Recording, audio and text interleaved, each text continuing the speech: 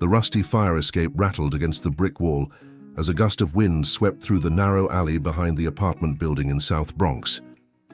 Inside the cramped two-bedroom apartment on the 4th floor, 18-year-old Amber Mitchell sat cross-legged on her thin mattress.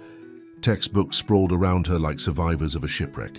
The dim glow of her desk lamp cast long shadows across the peeling wallpaper as she squinted at her calculus problems. "Amber, you still up?" Her mother's voice, tired but gentle, drifted through the thin walls.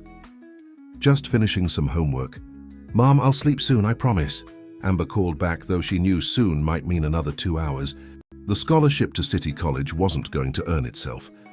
Diana Mitchell had worked as a housekeeper at the Riverside Hotel for 15 years, cleaning up after tourists and business people who probably spent more on room service in a day than her family saw in a week. Diana's hands, once soft and manicured, were now rough from years of scrubbing bathrooms and changing sheets. But those hands had never failed to provide, somehow making meals stretch when the pantry looked bare, finding ways to keep the electricity on when the bills piled up. In the living room that doubled as a bedroom for Amber's younger sisters, Lily and Grace, her father's hospital bed, took up most of the remaining space. Robert Mitchell had once been the backbone of their family, a construction worker whose broad shoulders and calloused palms built skyscrapers across Manhattan's ever-evolving skyline. But 3 years ago, a 20-foot fall from scaffolding had shattered not only his spine, but also their financial stability. The insurance money had run out after the first year. Workers' compensation barely covered the basics. The medical bills continued to mount like an avalanche gathering speed. Amber closed her textbook and rubbed her tired eyes. Through the thin walls, she could hear her father's breathing machine, its rhythmic hum a constant reminder of how fragile their situation had become. She walked to the small bathroom, careful not to wake her sisters as she passed through the living room. The face that stared back at her from the cracked mirror looked older than 18, dark circles under her eyes, worry lines already forming across her forehead. But her eyes still held that fierce determination that had gotten her through high school as valedictorian, despite everything. "We're going to make it," she whispered to her reflection. Somehow. The next morning, Amber woke before dawn. She had a shift at the diner before her afternoon classes. As she quietly prepared for the day, she noticed her mother already at the kitchen table, calculations and past due notices spread before her. "Mom, you should have woken me up." "I could have helped," Amber said, setting a cup of instant coffee in front of her mother. Diana brushed a strand of graying hair from her face and attempted a smile that didn't reach her eyes. "The landlord called again yesterday. He's giving us 2 weeks this time." Amber's stomach clenched. 2 weeks? But we paid half the rent last week. He said a lot of things, honey. But business is business. Diana's voice cracked slightly. "Your father's new medication isn't covered by insurance. I don't know how we're going to manage all this." "I could take a semester off," Amber suggested, though the words felt like rocks in her mouth. "Work full-time, maybe even double shifts." Diana shook her head firmly. "Absolutely not. Your education is non-negotiable. We'll figure something out. We always do." But for the first time, Amber wasn't sure they would. After her shift at the diner, Amber rushed to make her 2 p.m. economics class. As she hurried across campus, her phone buzzed with a text from her mother. "Medicine picked up. Don't worry about rent yet. Love you." Amber knew what that meant. Diana had probably pawned her wedding ring again. The thought made her chest. The lecture hall was already full when she arrived, breathless and still smelling faintly of diner grease. Professor Matthews was discussing economic disparities and the shrinking middle class, a topic that hit too close to home. "The American dream isn't dead," he was saying, "but it's on life support for many families. The gap between the ultra-wealthy and everyone else continues to widen." As if Amber needed an economics professor to tell her that. She looked around at her classmates, many of whom had never worried about having enough food or keeping the lights on. For them, this was an academic discussion. For her, it was Tuesday. After class, as Amber gathered her books, a classmate she recognized from her calculus study group approached her. "Hey, Amber, right? I'm Zoe. The girl was stylishly dressed in designer clothes that probably cost more than Amber made in a month at the diner. A few of us are going for coffee to study for Professor Zhang's midterm. Want to join? Amber hesitated. Extra study time would be helpful, but she had promised to pick up groceries and help her sisters with homework. I can't today, but thanks. Oh, come on, Zoe insisted. My treat. You're acing the class, and I could really use your help with derivatives. Maybe it was the kindness in Zoe's voice, or the realization that she hadn't done anything just for herself in months, but Amber found herself nodding. Okay, but just for an hour. At the upscale campus cafe, Amber felt out of place among Zoe and her friends with their casual conversations about weekend getaways and summer plans for Europe. But when the conversation turned to calculus, Amber's confidence returned. She had always had a knack for numbers, for seeing patterns where others saw chaos. You're really good at explaining this stuff, said Jason, another student in their study group. Ever thought about tutoring? My cousin pays like $50 an hour for SAT prep. $50 an hour. Amber's mind whirled with calculations. That was more than twice what she made at the diner. Before she could respond, Zoe chimed in. Actually, that reminds me. My uncle's looking for a math tutor for my cousin. He's willing to pay really well. He's kind of loaded. Here, let me give you his contact info. As Zoe scribbled on a napkin, a well-dressed woman at the next table glanced over with interest. She was striking. Elegant silk blouse, perfectly manicured nails, not a hair out of place. Something about her screamed money and influence. On her way out of the cafe, the woman deliberately bumped into Amber, causing her to drop her books. As they both bent to pick them up, the woman smiled apologetically. I'm so sorry about that, she said, her voice cultured and smooth. Let me help you. It's okay, really, Amber replied, shoving her worn textbooks back into her bag, embarrassed by their dog-eared pages and coffee stains. The woman handed Amber the last book, studying, her face thoughtfully. You have remarkable eyes, so intelligent and determined. She extended her hand.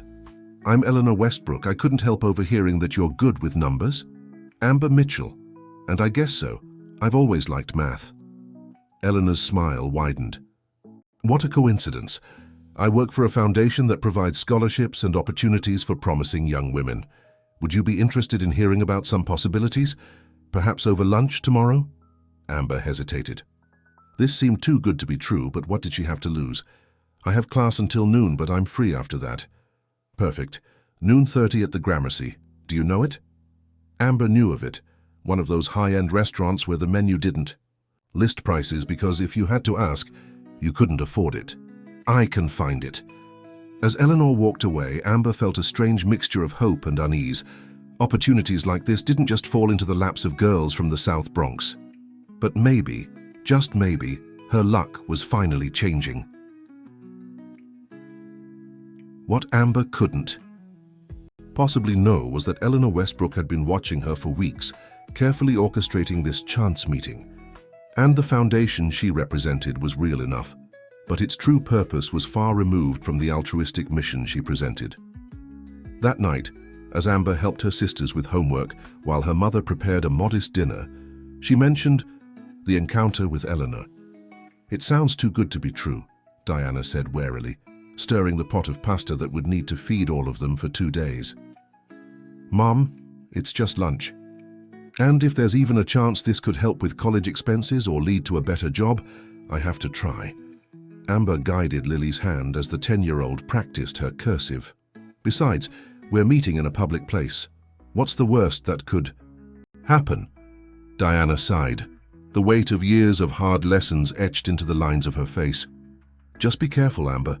The world isn't always kind to girls with dreams bigger than their circumstances. Amber nodded, but her mind was already racing ahead to tomorrow. For the first time in months, she felt something dangerously close to hope. The Gramercy restaurant stood like a fortress of luxury amidst the bustling Manhattan streets. Amber paused outside, her reflection in the polished windows revealing her best outfit, a simple navy dress she'd found at a thrift store, and carefully tailored herself. She'd spent an hour that morning pressing out every wrinkle, polishing her worn flats until they gleamed, and pinning her hair into what she hoped was a professional-looking bun.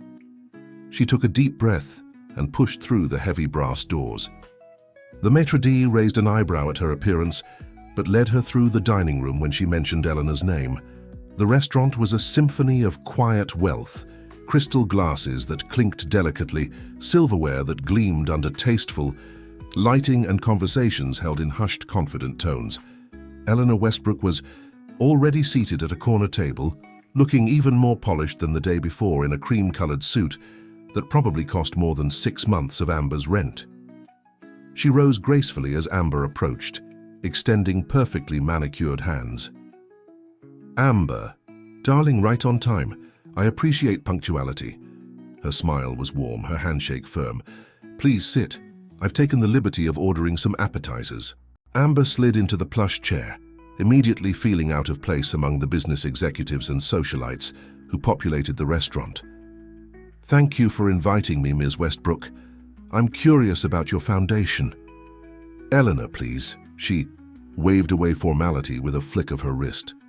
"And it's the Hamilton Pierce Foundation. We identify exceptional young women from challenging backgrounds and help them realize their full potential through education, mentorship, and career placement." A waiter appeared with a tray of appetizers, delicate arrangements of food that looked more like art than sustenance. Amber had never seen anything like them before. "Try the tartare," Eleanor encouraged. "It's divine."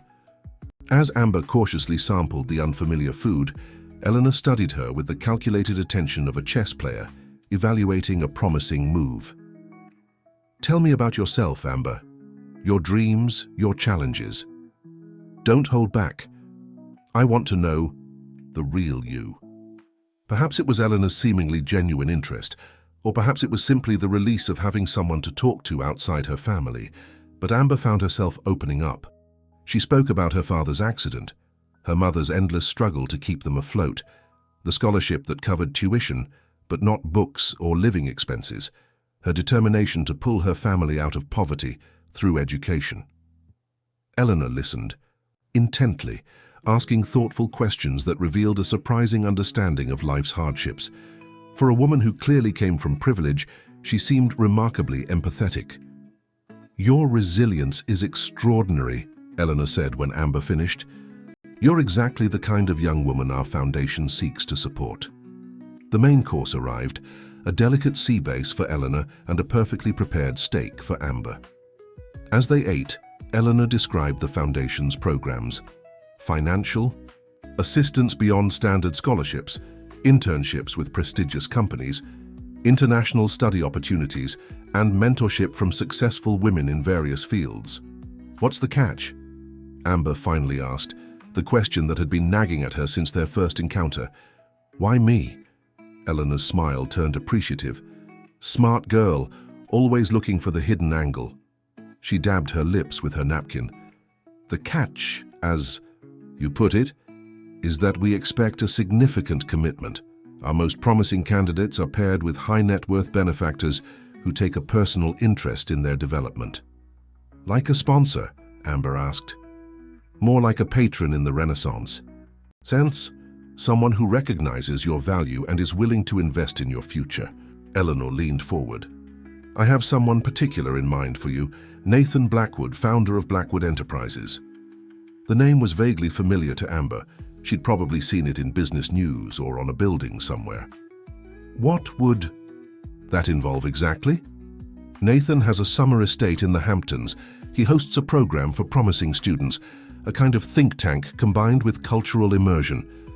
The participants live on the estate, work on special projects, and are introduced to his extensive network of business and academic contacts." Eleanor's eyes gleamed. "It's highly competitive, but I believe you'd be perfect."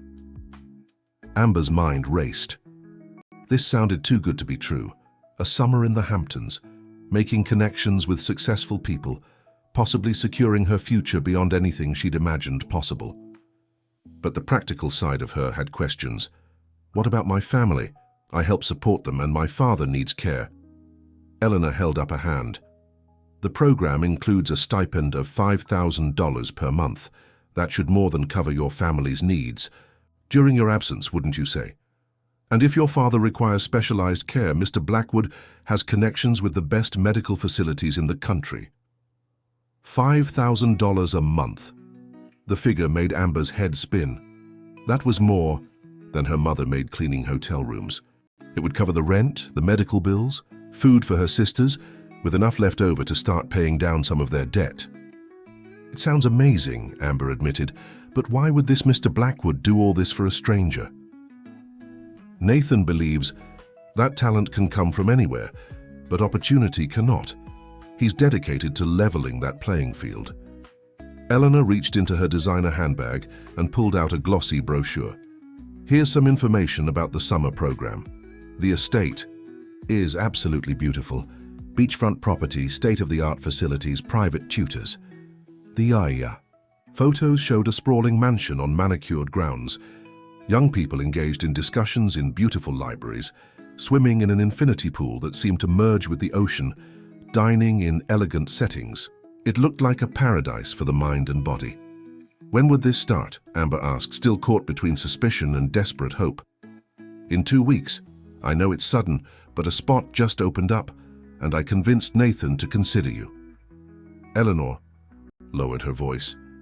Between us, he was initially reluctant, because you don't have the pedigree of some other candidates, Ivy League and such. But I showed him your academic record, and he was impressed. Still, he'll want to meet you before making a final decision. The time frame sent up a red flag in Amber's mind. 2 weeks. I'd need to discuss this with my family, arrange for my classes. Of course, Eleanor nodded understandingly. Family is important, but don't take too long. This opportunity won't wait, and there are dozens of other candidates who would jump at the chance. She signaled for the check. Nathan is having a small gathering at his Manhattan penthouse tomorrow evening. Nothing formal, just a few friends and associates. Why don't you come as my guest? Meet him, see if this feels right for you. As the waiter discreetly placed the check folder beside Eleanor, Amber caught a glimpse of the total, more than her weekly salary at the diner for a single lunch. Eleanor handed over a black credit card without even checking the amount. I don't know what to say, Amber said, feeling simultaneously overwhelmed and suspicious. This is all happening so fast. Life-changing opportunities often do, Eleanor replied with a knowing smile. Here's my card with my personal cell number. Text me your address and I'll send a car for you tomorrow at 7. Wear something nice but comfortable. Nathan appreciates authenticity over flash. Outside the restaurant, Eleanor air-kissed Amber's cheeks European style before sliding into a waiting town car. As the vehicle pulled away, Amber stood on the sidewalk clutching the glossy brochure, her mind a battlefield of hope and caution. That evening, Amber spread the brochure and Eleanor's business card on the kitchen table as her family gathered around. Her mother looked wary, her father concerned, but her sisters were enchanted by the photos of the beachfront estate. $5,000 a month, Diana repeated, her voice thick with disbelief. For a summer program? Amber, nobody pays students that kind of money. The foundation does, Amber insisted, for exceptional candidates, and it would solve our financial problems. We could pay off the overdue rent, get Dad's new medication, maybe even start saving. Robert Mitchell shifted in his wheelchair, the movement clearly causing him pain despite his efforts to hide it. It sounds too good to be true, sweetheart. And in my experience, when something sounds that way, it usually is. Dad, I know it seems crazy, but what if this is real? What if this is our chance? Amber's voice cracked with emotion. I'm meeting this Mr. Blackwood tomorrow night. I'll ask tough questions, I promise. If anything feels off, I'll walk away. Diana and Robert exchanged concerned glances, the silent communication of parents weighing their child's dreams against potential dangers. I'd need to go with you, Diana said firmly. Amber hesitated. The invitation is just for me. If I show up with someone else, they might think I don't take them seriously. I don't like it, Robert muttered, his face creased with worry. Lily, who had been quiet until now, suddenly spoke up. But Daddy, Amber's really smart. She'd know if someone was trying to trick her, right? And we need the money for your medicine. The innocent statement hung heavy in the room. 10-year-old Lily shouldn't have to worry about medicine or money, but that was their reality. "Let me at least meet this Eleanor woman before you go to any penthouse," Diana insisted. "Have her come here." Amber tried to imagine Eleanor Westbrook in their cramped apartment with the leaking ceiling in the bathroom and the second-hand furniture held together with duct tape in places. The image wouldn't form. "Mom, I don't think..." "Then, I'll meet her somewhere else, a coffee shop, the park, I don't care. But I'm not letting my daughter walk into this situation without checking it out first." After some negotiation, they reached a compromise. Diana would take an extended lunch break the next day to meet Eleanor at a cafe near the hotel where she worked. If Diana approved, Amber could attend the evening gathering. If not, the discussion was closed. Later that night, as Amber prepared for bed, she received a text from an unknown number. "I see such extraordinary potential in you, Amber. Nathan is eager to meet you. This could be the beginning of a whole new life for you and your family. Sweet dreams. Eleanor." Amber stared at the message, a complicated mixture of emotions churning within her. The promise of escape from financial worry was intoxicating. The thought of access to education and opportunities beyond what she'd dreamed possible made her heart race. But underneath it all, a small voice whispered caution. She glanced at the family photo on her nightstand, a rare happy moment captured at Coney Island before her father's accident. They were all smiling, unaware of how quickly life could change. Amber touched the image of her father standing tall and strong, his arms around Diana and the girls. "I'll fix this," she whispered to the photograph. "I'll make things right for all of us." As she drifted off to sleep, Amber's dreams were filled with contradictory images. Magnificent oceanfront estates that morphed into gilded cages, elegant parties where she couldn't find the exit, and Eleanor, Westbrook's perfect smile that somehow never quite reached her eyes. Lily's expression remained warm, but something flickered in her eyes. So briefly, Amber almost missed it. "The program is demanding," she said carefully. "Nathan expects excellence and total commitment. It's not for everyone." "What's the daily routine like?" Amber asked, wanting specifics rather than generalities. "It varies. Mornings usually include individual study with tutors in your field. Afternoons might be collaborative projects, workshops or field trips to relevant institutions. Evenings often involve cultural events, dinner with interesting guests, or informal discussions with Nathan." Lily's description sounded like a brochure coming to life. "The schedule is intense but incredibly rewarding." "And you live on the estate the whole time?" "Yes, all participants stay in the guest wing. The accommodations are gorgeous. Each person gets a suite with a bedroom, sitting area and private bath. The grounds are spectacular. Gardens, pool, private beach access. It's like living in a resort while getting an education most people would kill for." As they continued talking, Amber asked increasingly specific questions about day-to-day life.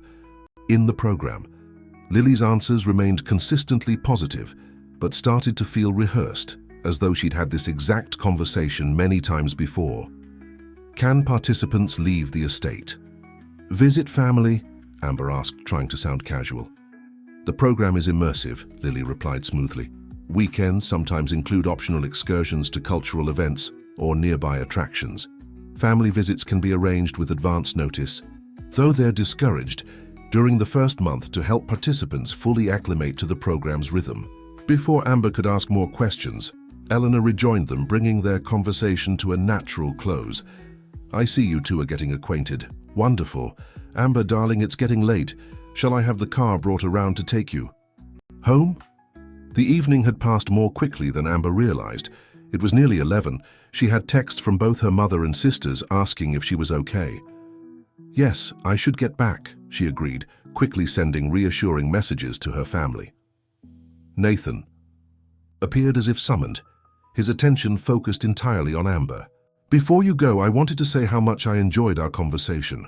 Your perspective on economic inequality was particularly insightful, refreshingly free of both ideological rigidity and naive optimism." "Thank you," Amber said, feeling a flush of pride at his approval. "I'd like to offer you a place in this summer's program," he continued, his decision seemingly made on the spot. "Eleanor can handle the paperwork, but the choice is yours. Take a few days to consider it. Discuss it with your family." He handed her a business card with his personal contact information. "If you have questions, you can reach me directly." Amber stared at the card, momentarily speechless. Thank you, Mr. Black. Nathan, this means a lot. I'll definitely discuss it with my family." "I hope you'll say yes," he said, his intense gaze making her feel as though they were the only two people in the room. "Talent like yours deserves to be nurtured, not wasted, due to circumstantial limitations." In the elevator descending from the penthouse, Eleanor practically vibrated with excitement. "He never offers spots so quickly, Amber, and he gave you his personal contact information. That's practically unheard of." Amber felt dizzy with possibility. "I still need to talk it over with my parents." "Of course," Eleanor agreed as they reached the lobby. "But don't take too long. Nathan might seem patient, but when he makes an offer, he expects a timely decision." The same town car was waiting to take Amber home. As they parted, Eleanor hugged her, the gesture surprisingly warm from someone who had initially seemed so polished and reserved. "This could change everything for you and your family, Amber," she whispered. "Don't let fear hold you back from greatness." The ride back to the Bronx gave Amber time to process the evening. Everything about Nathan Blackwood's world was seductive. The intellectual stimulation, the connections to accomplished people, the promise of opportunities beyond anything she'd imagined possible, and the financial support would solve her family's immediate problems, giving them breathing room they hadn't had in years. Yet something nagged at her, small inconsistencies she couldn't quite pinpoint. Lily's rehearsed answers, the way Eleanor sometimes seemed to be performing rather than interacting naturally, the restricted communication during the program's first month. By the time the car pulled up to her building, Amber had decided to do more research before making a decision. She needed to verify the foundation's credentials, find other program alumni besides Lily, and get more specifics about exactly what would be expected of her. Her family was waiting despite the late hour, eager to hear about the evening. Amber described the penthouse, the guests, her conversation with Nathan, and his offer. "He seemed genuinely interested in my ideas," she concluded, "not condescending or fake, and the program alumni I met is now doing her master's at Columbia with job offers lined up." Diana looked cautiously optimistic. "It does sound legitimate, and I have to admit, Eleanor impressed me when we met. She answered all my questions directly." Robert remained skeptical. $5,000 a month still sounds too good to be true. What exactly is this man getting out of helping strangers? "Tax write-offs," Amber suggested. "Legacy building. From what I gathered, he had mentors who changed his life when he was younger. Maybe he's paying it forward. Or maybe he just wants to surround himself with bright young things to make himself feel important," Robert countered, his voice betraying the perpetual pain he lived with. "Rich people have their quirks." "Did you get contact information for any other former participants?" Diana asked. "It would be good to hear more perspectives." Amber shook her head. "Just Lily, but I'm going to do more research tomorrow. Google the foundation, look for reviews or articles about the program. And Nathan gave me his direct contact information if I have more questions." Later that night, as Amber prepared for bed, her phone chimed with a text from an unfamiliar number. "I meant what I said about your potential. Don't let circumstance dictate your future. Nathan Blackwood." The personal follow-up both flattered and surprised her. That such a successful, busy man would take the time to reach out directly made the opportunity feel even more significant. The next morning, Amber skipped her classes to research the Hamilton Pierce Foundation and Nathan Blackwood. The foundation's website was professional and comprehensive, featuring success stories, annual reports, and information about their various programs. She found articles about Nathan in business magazines praising his philanthropic work, particularly in education. What she couldn't find were personal accounts from program participants outside of the testimonials on the Foundation's website. No blogs, social media posts, or interviews discussing the summer program specifically. It wasn't necessarily suspicious. Perhaps participants signed confidentiality agreements, or maybe the program was simply too exclusive to generate much online chatter. Her college's financial aid office had no information about the Foundation, which seemed odd for an organization that supposedly provided scholarships for promising students. When she called the Foundation's main office, she was told that Eleanor was her designated contact person and all questions should go through her. By afternoon, Amber had compiled a list of questions that remained unanswered. Why couldn't she find independent information about the program? Why was all communication funneled through Eleanor? Why did Lily seem so rehearsed in her responses? As she pondered these questions in the campus library, her phone rang. Eleanor. Amber, darling. I just wanted to check in after last night. Nathan was quite impressed with you. Eleanor's voice was warm and encouraging. Have you made a decision yet? I'm still thinking it over, Amber replied cautiously. I have some questions I'm trying to get answered. Of course, that's perfectly understandable. What can I help? Clarify. Amber hesitated, then decided on directness. Why can't I find any information about the program participants online? No social media, no blogs, nothing except the testimonials on your website. There was a slight pause before Eleanor responded. Privacy is very important to our participants and to Nathan.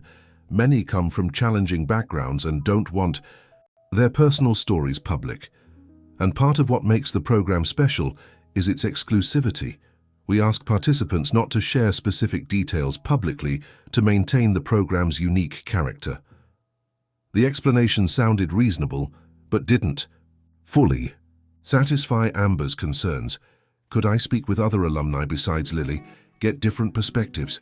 Absolutely. I'll arrange calls with several former participants. Eleanor's tone remained cheerful. Anything else? Why is all communication about the Foundation directed through you? When I called the main office, they wouldn't even discuss basic program details. Another slight pause. That's our assigned advisor system. Each candidate or participant works with one dedicated point of contact to ensure personalized attention.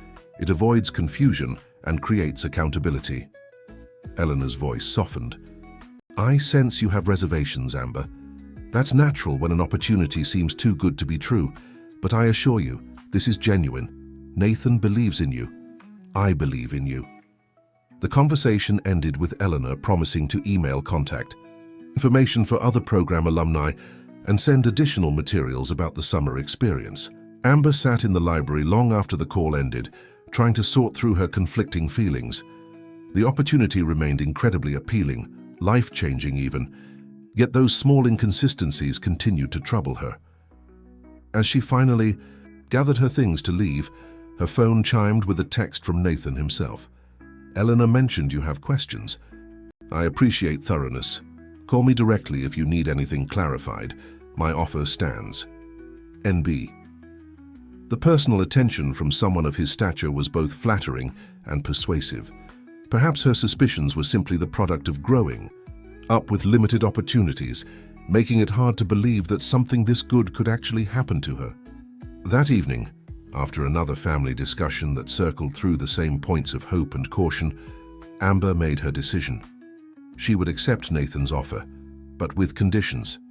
She wanted a written contract specifying the terms of participation, including her right to leave the program at any time. She wanted regular video calls with her family guaranteed, and she wanted to visit the Hamptons estate before making a final commitment. When she called Eleanor the next morning to convey these conditions, she expected pushback. Instead, Eleanor sounded delighted. Those are perfectly reasonable requests. Nathan will be pleased. He values critical thinking and self-advocacy. I'll have the legal team draw up a contract immediately, and we can arrange a tour of the estate this weekend. Would Saturday work? For you? The ease of acceptance should have been reassuring. Instead, it left Amber with a lingering sense of uncertainty. Was this truly the opportunity of a lifetime, or was she missing something important, something that might become clear only when it was too late to turn back? The Hamptons estate exceeded even the glossy photographs in the brochure. As the foundation's car wound up the long tree-lined driveway that Saturday morning, Amber's breath caught at her first glimpse of the property. The main house, a modern interpretation of a coastal mansion, seemed to rise organically from the landscaped grounds, its glass walls reflecting the ocean beyond. Diana Mitchell, who had insisted on accompanying her daughter despite Eleanor's subtle hints that parents didn't usually attend pre-programmed tours, couldn't suppress a small gasp. "It's like something from a movie," she murmured, nervously smoothing her best dress, a navy blue number she usually reserved for church. Eleanor met them at the entrance, elegant as always in white linen that seemed to embody the casual luxury of the Hamptons. "Welcome to Blackwood Cove," she said warmly, embracing Amber before extending her hand to Diana. "Mrs. Mitchell, I'm so pleased you could join us. Nathan sends his regrets. An unexpected business matter required his attention in the city, but he hopes to speak with you both via video call before you leave." The tour was comprehensive and impressive. The guest wing, where program participants stayed, featured spacious suites that would make luxury hotels envious. The library contained thousands of volumes in a room designed to encourage both solitary study and group discussion. There was a state-of-the-art gym, an Olympic-sized pool, tennis courts, and direct access to a private beach. Each participant is assigned a personal suite, Eleanor explained as they viewed one of the rooms, as well as dedicated study spaces based on their academic focus. "Amber, given your interest in economics and mathematics, you'd likely share this workspace with our other quantitatively minded participants." The collaborative workspace, she indicated, featured multiple computer stations with dual monitors, a EDI conference table surrounded by whiteboards, and comfortable seating areas for informal discussions. "It's incredible," Amber admitted, trying to imagine herself working in such a space. Her current study area was the corner of the kitchen table when her sisters weren't using it for homework. Diana had been quiet throughout most of the tour, taking everything in with measured observation. Now she asked, "How many staff members are here during the program?" "Excellent question," Eleanor replied approvingly. "We have approximately 30 staff members, tutors, chefs, housekeeping, grounds maintenance, and security. Everyone undergoes rigorous background checks, and many have been with the foundation for years." "Security?" Diana asked, her tone carefully neutral. "Of course. A property of this value, hosting promising young people, requires proper protection." Eleanor's explanation was smooth. "We have a team that ensures the estate remains private and secure.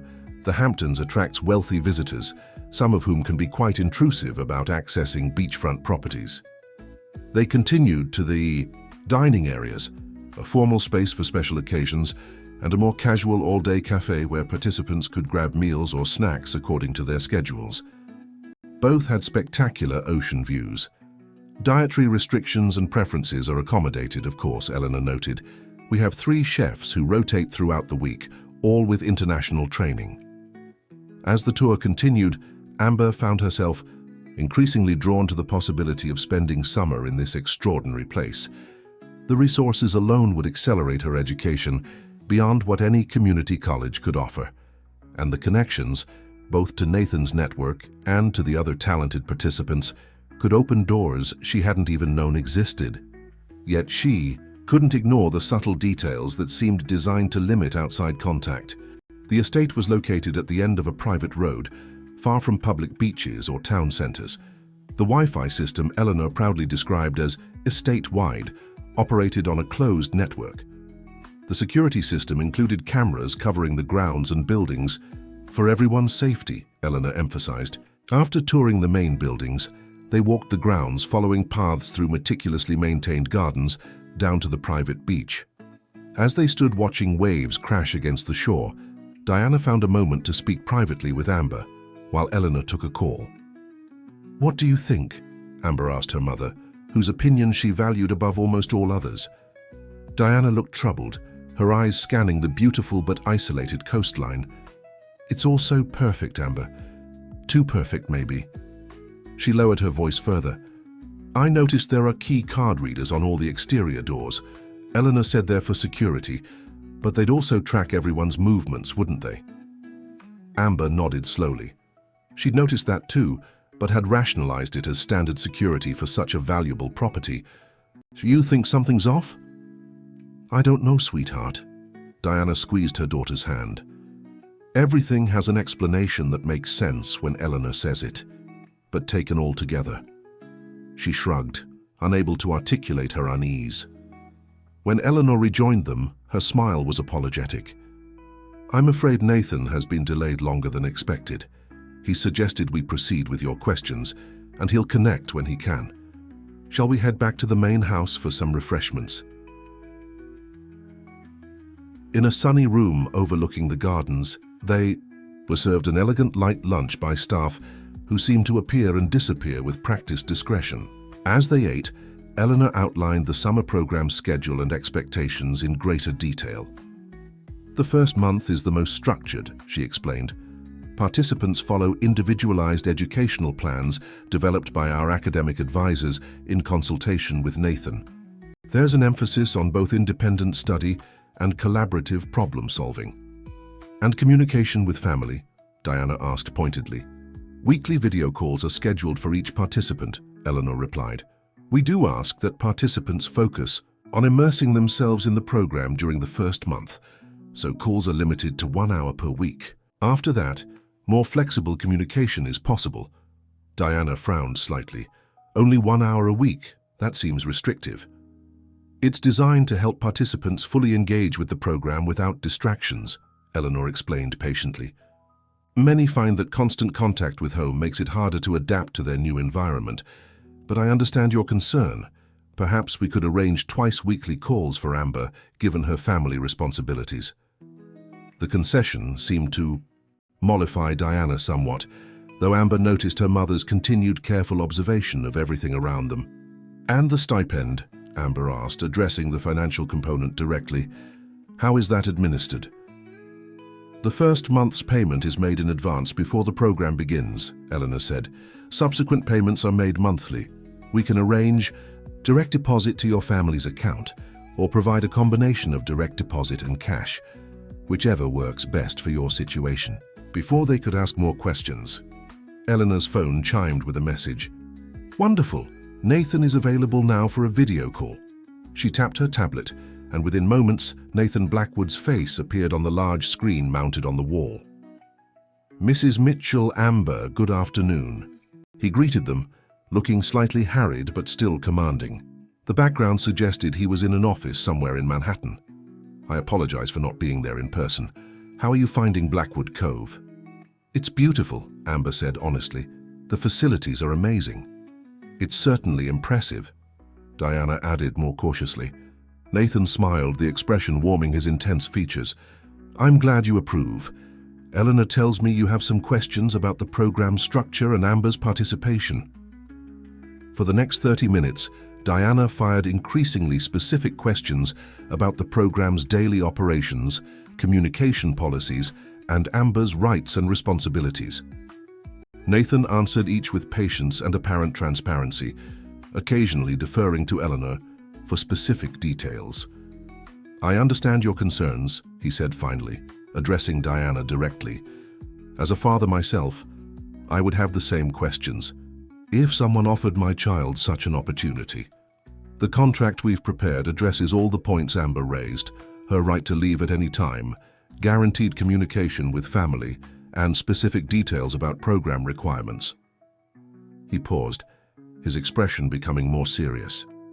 What I hope you understand, Mrs. Mitchell, is that I genuinely believe in what we're doing here. I was given opportunities that changed the trajectory of my life, and I've made it my mission to extend that same chance to exceptional young people who might otherwise be limited by circumstance rather than ability. His sincerity seemed genuine, making it difficult to maintain suspicion in the face of such articulate passion. Would it be possible for Amber to meet some of the other participants before making her final decision? Diana asked, playing her last card. Most haven't arrived yet, Nathan replied, but we do have 2 early arrivals on the property now. Eleanor, perhaps you could introduce Amber while I speak with Mrs. Mitchell privately for a few moments? Eleanor. immediately stood. "A wonderful idea. Amber, shall we?" The suggestion of splitting them up made Amber glance uncertainly at her mother. Diana gave a slight nod, indicating she was comfortable with the arrangement. As Amber followed Eleanor from the room, she heard Nathan addressing her mother. "Mrs. Mitchell, I want to be absolutely clear about something." Eleanor led Amber across the main building to a sunroom where two young people sat in casual conversation. "Amber, I'd like you to meet Marcus Chen and Zara Washington, both second-year participants who've arrived early to help prepare for the summer program." Marcus was a lean young man with thoughtful eyes behind stylish glasses, while Zara had a confident presence and a warm smile. Both were casually but expensively dressed and greeted Amber with friendly interest. "Eleanor mentioned you're studying economics," Marcus said after introductions. "That was my focus last summer. The resources here are incredible. I learned more in 3 months than in 2 years at my previous university." "Are you thinking of joining the program?" Zara asked, her tone encouraging. "It's intense but absolutely worth it. I came from a community college in Detroit. Never imagined I'd end up with an internship at Goldman Sachs, but here we are." She laughed lightly, gesturing at her surroundings. "All because of this place." For the next 20 minutes, Amber asked them about their experiences, the daily routine, the educational opportunities, their interactions with Nathan. Their responses seemed natural and unscripted, their enthusiasm genuine. Neither mentioned any unusual restrictions, though both emphasized the program's intensity and the expectation of total commitment. "Nathan doesn't tolerate half-hearted participation," Marcus explained. "If you're here, you're expected to give everything to your studies and growth. It can be exhausting sometimes, but the results speak for themselves." By the time Eleanor returned to collect her, Amber was feeling more confident about the program. Marcus and Zara seemed like authentic success stories, articulate, confident young people whose lives had been transformed by their participation. When they rejoined Diana, Amber was surprised to find her mother looking more relaxed than she had all day. She and Nathan appeared to have established some kind of rapport during their private conversation. "We should probably head back soon," Diana said, checking her watch. "Your father will be wondering how things went." Nathan, still on the video call, addressed Amber directly. "I hope today has answered your questions and addressed your concerns. The contract Eleanor has prepared incorporates all your requested conditions." His gaze was intense even through the screen. "The choice remains entirely yours, Amber, but I believe you have extraordinary potential that deserves extraordinary opportunity." "Thank you," Amber replied, feeling the weight of the decision before her. "I'll review the contract and let you know my decision by Monday." Nathan nodded approvingly. "Thoughtful consideration. I'd expect nothing less." After final goodbyes, Eleanor escorted them back to the waiting car with a thick envelope containing the contract.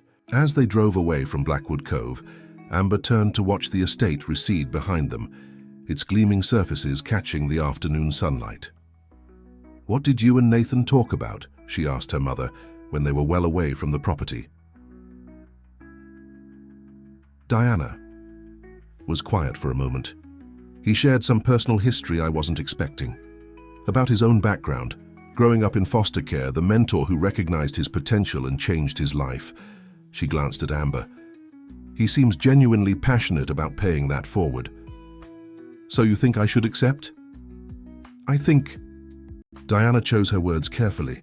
"I think the opportunity is extraordinary, and Nathan answered all my questions directly. The contract gives you the right to leave if anything feels wrong." She reached for Amber's hand. "But ultimately, honey, this has to be your decision. You're the one who would be living there for 3 months." That evening, the Mitchell family gathered around their small kitchen table to review the contract together. Robert, whose constant pain made him naturally suspicious, read each clause with meticulous attention. To everyone's surprise, the document was remarkably straightforward, containing all the provisions Amber had requested and more. Amber could leave the program at any time for any reason, with transportation provided back to New York City. Video calls with family were guaranteed twice weekly during the first month, with more flexible communication after that. The $5,000 monthly stipend would be paid regardless of whether Amber completed the entire program, with the first payment made in advance. Medical care would be provided on-site for minor issues, with transportation to appropriate facilities for anything serious. All expenses, including specialized tutoring, materials, meals, and excursions, were covered by the foundation. "Don't see any hidden catches," Robert finally admitted, setting down the last page. "It's more generous than I expected." "So you think I should go?" Amber asked, looking around at her family. Lily and Grace, who had been unusually quiet during the discussion, suddenly became animated. "You have to go," Grace insisted. "It's like a fairy tale." "They have a private beach," Lily added dreamily. "And you'd get to learn from really smart people." Diana and Robert exchanged looks, the silent communication of parents weighing their child's opportunity against potential risks. "We want what's best for you," Diana said finally. "This could change everything, for you and for all of us. But if anything feels wrong, anything at all, I'll come home immediately," Amber promised. "It's in the contract." Later that night, as Amber lay in bed considering her options, her phone chimed with a text from a number she now recognized as Nathan's. "Marcus and Zara spoke highly of you. They believe you'd thrive in the program. I agree. Whatever you decide, know that I recognize something exceptional in you. Something worth nurturing. NB." The personal attention continued to be both flattering and slightly overwhelming. That someone of Nathan's stature would take such interest in her future seemed almost unbelievable.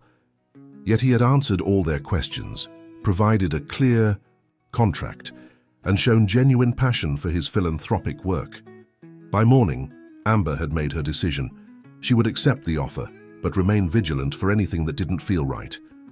The opportunity was too extraordinary to reject based on vague suspicions that might simply be the product of her own disbelief that something this good could happen to someone like her. She called Eleanor, who answered immediately despite the early hour. "I'd like to accept Mr. Blackwood's offer," Amber said, her voice steadier than she expected. "Wonderful news." Eleanor's enthusiasm sounded genuine. "Nathan will be delighted. I'll make all the arrangements immediately. The program officially begins next Saturday. Does that timeline work for you?" A week. 1 week to prepare for a summer that would potentially change everything. "Yes," Amber said, feeling a mixture of excitement and apprehension. "That works." "Excellent. I'll send a car to collect you Saturday morning. 8 o'clock? Eleanor's efficiency was impressive. "Oh, and Amber, you've made the right choice. I can't wait to see how you blossom in this program." After hanging up, Amber sat on the edge of her bed, staring at the small suitcase she'd pulled from under her bed. How did one pack for a transformative experience? What would she need in a world so different from everything she'd known? More importantly, was she ready for the changes this summer would bring, not just to her circumstances, but to her very identity? She would be entering a world of privilege and opportunity she had only glimpsed from the outside. Would she belong there? Would she remain herself amidst such dramatic change? The week passed in a whirlwind of preparation. Amber withdrew from her summer classes at the community college, arranged for her absence from the diner, and tried to prepare her family for her departure. Diana insisted on purchasing a few new clothes for her. Nothing extravagant, but items that wouldn't look completely out of place in the rarefied environment of Blackwood Cove. The day before her departure, Amber received another text from Nathan. "Looking forward to your arrival tomorrow. The first step of an extraordinary journey begins. NB." That night, sleep eluded her. She lay awake watching shadows play across her ceiling, thinking about the contract in her desk drawer, the advance payment already deposited in her family's account, the tearful excitement of her sisters, the cautious hope of her parents. Was she making the right decision? The question circled in her mind like a restless bird seeking a place to land. The extraordinary opportunity balanced against lingering doubts. The promised benefits weighed against subtle inconsistencies. The tangible financial relief for her, family measured against the intangible unease she couldn't quite shake. When dawn finally broke, Amber rose and prepared for the day with the careful deliberation of someone embarking on a journey they suspect may change them forever. She packed her suitcase with practical items and a few treasured possessions: a family photo, her father's chess piece, a knight he'd given her as a good luck charm, a worn copy of her favorite book. At precisely 8 o'clock, a black town car arrived outside their apartment building. The driver, professionally courteous, loaded her modest luggage while Amber said goodbye to her family. Her sisters hugged her tearfully. Her father held her hand with quiet intensity, and her mother whispered final words of caution and love. "Remember who you are," Diana said softly. "No matter what happens, remember that we love you and believe in you." "I'll call as soon as I'm settled," Amber promised, her throat tight with emotion. As the car pulled away, Amber looked back to see her family standing together on the sidewalk, a tableau of love and hope that blurred as tears filled her eyes. She was doing this for them, she reminded herself, for their financial security, for her educational future, for opportunities beyond anything they had imagined possible. Yet as the car merged onto the highway, heading east toward the Hamptons, Amber couldn't silence the small voice inside that whispered caution. Everything about this opportunity was perfect, perhaps too perfect, and in her experience, perfection often concealed complications that became visible only when you were already too deeply involved to easily extract yourself. The contract in her bag guaranteed her right to leave at any time. She would hold tight to that promise as she stepped into the beautiful, mysterious world Nathan Blackwood had created. A world that promised everything she had ever wanted, but might demand more than she was prepared to give in return. Blackwood Cove appeared different to Amber, now that she was a participant rather than a visitor. The estate remained breathtaking, but she noticed new details: security cameras covering every approach, silent staff members moving efficiently through the grounds, and security personnel disguised as maintenance workers. Eleanor greeted her warmly, escorting her to a luxurious suite that exceeded expectations. Ocean views, elegant furnishings, fresh flowers, and a welcome basket containing high-end toiletries and a new tablet preloaded with program materials. As Eleanor explained the house rules, she emphasized both the extraordinary opportunity and corresponding expectations: total commitment, adherence to program guidelines, and proper utilization of resources. "This gives you access to all participant areas," Eleanor said, handing Amber a security key card. "For specialized facilities, request access through your tablet." "So the staff always knows where we are?" Amber asked casually. "For safety purposes only," Eleanor assured her. "In a program with valuable resources and promising participants, security is paramount." After settling in, Amber explored the estate, meeting other participants, 12 in total, including 6 returning students. Marcus and Zara, whom she'd met previously, conducted informal tours with the easy authority of veterans. The first week is orientation, Marcus explained. Individual assessments, goal-setting, team-building activities. "Don't worry about feeling overwhelmed," Zara added, her voice taking on an almost religious devotion. "Trust Nathan's vision. He sees potential in each of us that we don't always see in ourselves." At 7 o'clock, they gathered for the welcome dinner in a transformed dining room with elegant table settings and floral arrangements. Nathan Blackwood's entrance commanded immediate attention without announcement. His tailored suit conveyed authority without ostentation, and his smile seemed genuinely pleased. "Welcome, everyone," he began. "The Blackwood Summer Intensive isn't merely an educational program. It's a philosophy, a commitment to excellence, a community of high achievers who support one another while pushing beyond perceived limitations." As Nathan outlined the program structure, Amber noted the careful balance between inspiration and obligation. The extraordinary resources came with clearly defined expectations of total commitment and absolute discretion. "We create a protected environment where participants can take intellectual risks without the limitations of the outside world," he explained. "To maintain that, we ask that you limit sharing specific details about our methods and projects. even with family and friends. The request seemed reasonable on its surface, framed as protection of intellectual property rather than secrecy, yet something triggered Amber's caution. Why would an educational program need such strict confidentiality? During dinner, Nathan moved from table to table, spending time with each group. When he joined Amber, he immediately engaged her about economic inequality, the topic from their first meeting. "I've been thinking about your perspective on systemic barriers. Have you considered how technology might leverage more equitable access to financial services?" His question launched a fascinating discussion, with Nathan skillfully drawing out even the quieter participants. Amber found herself intellectually stimulated in a way rarely experienced at community college. In his closing remarks, Nathan addressed the unspoken concern many participants harbored. "Each of you comes from circumstances where you've had to fight for everything. That creates resilience, but also wariness. You may wonder when this opportunity will reveal its hidden cost." His directness made Amber feel both comforted and unsettled. "The truth is simple," he continued. "I believe talent is distributed equally, but opportunity is not. My mission is to correct that imbalance.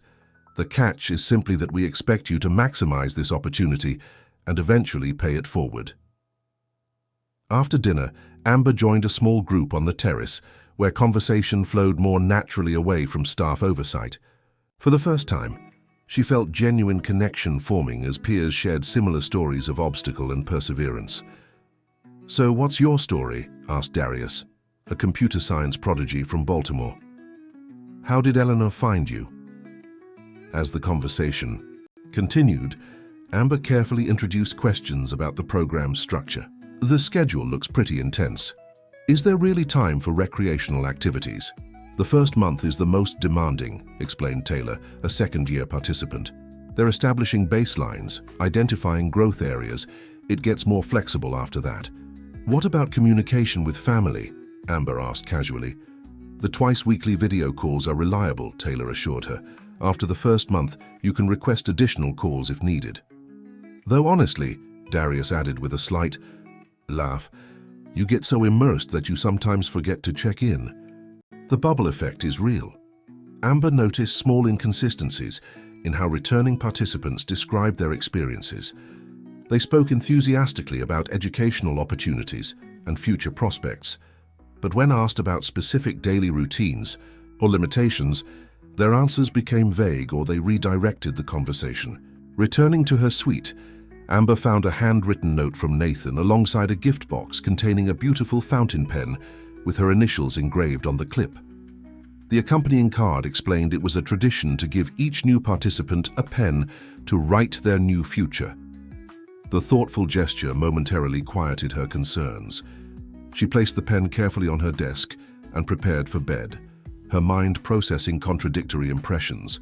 Genuine opportunity alongside subtle elements of control, warm welcome paired, with vague boundaries around communication and movement. Morning arrived with comprehensive assessments far beyond standard academic evaluations, personality inventories, creative problem-solving challenges, even physical assessments with samples of hair, blood, and saliva collected for nutritional planning and optimal cognitive function support. The procedure struck Amber as unusually invasive, though staff explained it as part of their holistic development approach. The schedule was tightly controlled, with staff appearing at precisely the right moment to guide participants from one activity to the next. Despite the friendly atmosphere, Amber noticed how little actual free time existed and how thoroughly supervision was maintained. When she slipped away briefly for solitude, Eleanor appeared within minutes, her concern seemingly genuine. "Amber, darling, is everything all right? The cognitive flexibility assessment is about to begin." "Just needed some air," Amber explained. "It's a lot to take in." "The first day can be overwhelming," Eleanor acknowledged, "but the schedule is quite precise. Nathan believes in maximizing every opportunity for growth. If you need a moment to yourself, the reflection spaces in the East Wing are designated for that purpose. We just ask that you let a staff member know." The message was clear. Even solitude required permission and monitoring. That evening, Amber had her scheduled video call with her family in a communication suite where a staff member set up the call before leaving with the promise of privacy.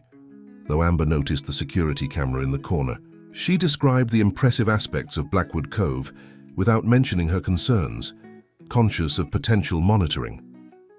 When Diana noted she looked tired, Amber attributed it to the full schedule, not the slightly invasive feeling the assessments had provoked.